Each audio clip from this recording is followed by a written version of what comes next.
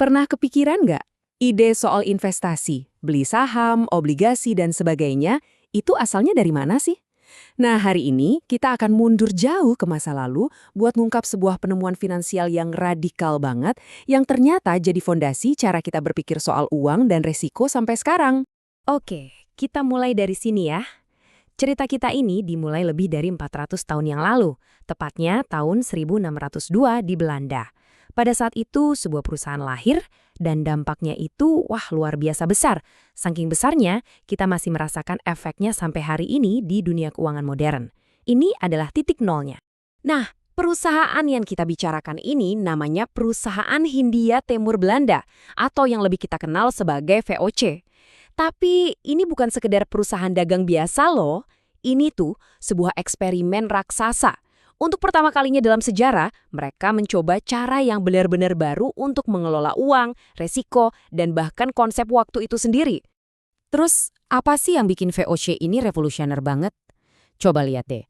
Mereka ini yang pertama kali menggabungkan begitu banyak hal. Dukungan dari negara, perlindungan modal untuk investor, dan yang paling penting, horizon waktu jangka panjang. Ini memungkinkan mereka untuk menghadapi pasar yang penuh gejolak dan tetap menghasilkan untung yang luar biasa.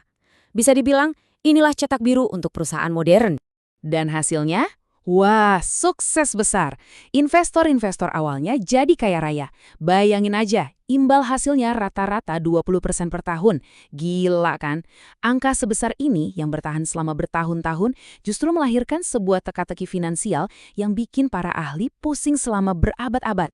Nah, ini dia teka-tekinya. Kalau saham bisa kasih untung segede itu secara konsisten, kenapa nggak semua orang langsung borong saham sampai keuntungannya itu hilang? Pertanyaan ini yang dikenal sebagai teka-teki premi ekuitas menjadi misteri besar di dunia keuangan. Dan butuh waktu lama banget loh buat mecahin teka-teki ini, hampir 350 tahun. Dan yang nemuin jawabannya ternyata bukan bankir senior atau profesor tua, tapi seorang mahasiswa pasca sarjana di tahun 1952. Namanya Harry Markowitz. Pencerahannya ini begitu mendalam sampai akhirnya dia dianugerahi hadiah Nobel. Jadi, disinilah letak kejeniusan Markowitz. Dia sadar kalau selama ini semua orang nanyain pertanyaan yang salah. Dia nggak nanya investasi tunggal apa yang terbaik, tapi dia mengubah pertanyaannya jadi gimana cara nemuin trade-off terbaik antara resiko dan imbal hasil. Ini dia kuncinya. Kita semua pasti pernah dengar pepatah ini kan? Jangan taruh semua telur dalam satu keranjang. Idenya sih simpel dan semua orang udah ngerti secara intuitif. Tapi baru Markowitz lah yang berhasil mengubah pepatah kuno ini jadi sebuah kerangka kerja matematis yang kuat dan bisa dibuktikan. Nah, teori Markowitz ini keren banget karena kita jadi bisa melihat langsung kekuatan dari diversifikasi. Yuk kita coba bangun modelnya bareng-bareng, langkah demi langkah. Oke, pertama kita lihat datanya dulu ya. Kalau kita lihat jangka panjang, saham itu imbal hasilnya jauh lebih tinggi dibanding investasi aman kayak obligasi pemerintah. Tapi, ada tapinya. Risikonya atau volatilitasnya juga jauh lebih tinggi.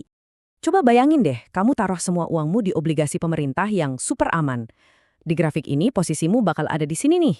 Risikonya rendah, tapi ya imbal hasil yang bisa kamu harapkan juga rendah. Sekarang kita lihat sisi ekstrim yang satunya.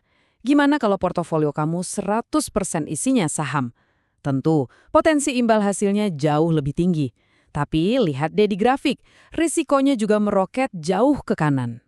Nah, disinilah keajaibannya muncul. Waktu kamu mulai campurin saham dan obligasi, pergerakannya itu nggak lurus-lurus aja dari titik obligasi ke titik saham. Malah, kamu menciptakan sebuah kurva kemungkinan yang baru. Perhatiin deh, kurvanya ini melengkung ke kiri atas. Inilah kunci dari segalanya. Dari kurva tadi, kita bisa ambil pelajaran penting banget. Kamu seharusnya jangan pernah, sekali lagi jangan pernah, jadi investor yang 100% cuma punya obligasi. Kenapa? Karena dengan nambahin sedikit aja saham, kamu bisa naikin imbal hasil tanpa nambahin risiko sama sekali. Keren kan? Dan keajaibannya nggak berhenti sampai di situ. Kalau kita tambahin lagi aset lain yang nggak terlalu berhubungan, misalnya properti atau komoditas kayak minyak, kurvanya bakal geser lagi, makin ke kiri atas. Artinya pilihan trade-off risiko dan imbal hasilnya jadi makin bagus lagi. Garis terluar dari semua kemungkinan ini disebut efficient frontier. Ini membawa kita ke sebuah kesimpulan yang luar biasa. Di sepanjang efficient frontier itu, ada satu titik terbaik yang disebut portofolio tangensi. Titik ini menawarkan trade-off risiko dan imbal hasil yang paling optimal. Secara teori, inilah satu-satunya portofolio aset beresiko yang perlu kita miliki. Investor yang berbeda tinggal mencampurnya saja dengan aset bebas risiko untuk menyesuaikan level risiko masing-masing. Oke, bagian terakhir dari teka-teki ini, dan ini penting banget, adalah bagaimana teori ini mengubah total cara kita memandang apa itu risiko dalam dunia keuangan. Intinya begini, ternyata nggak semua resiko itu sama. Resiko yang paling penting dalam portofolio yang sudah terdiversifikasi itu bukan seberapa naik turunnya harga satu aset, tapi seberapa besar pergerakannya mengikuti pasar secara keseluruhan. Nah, resiko yang nggak bisa dihilangkan dengan diversifikasi ini diukur pakai metrik yang namanya beta. Jadi, ada dua jenis resiko. Ada resiko buruk, yaitu resiko satu perusahaan bangkrut.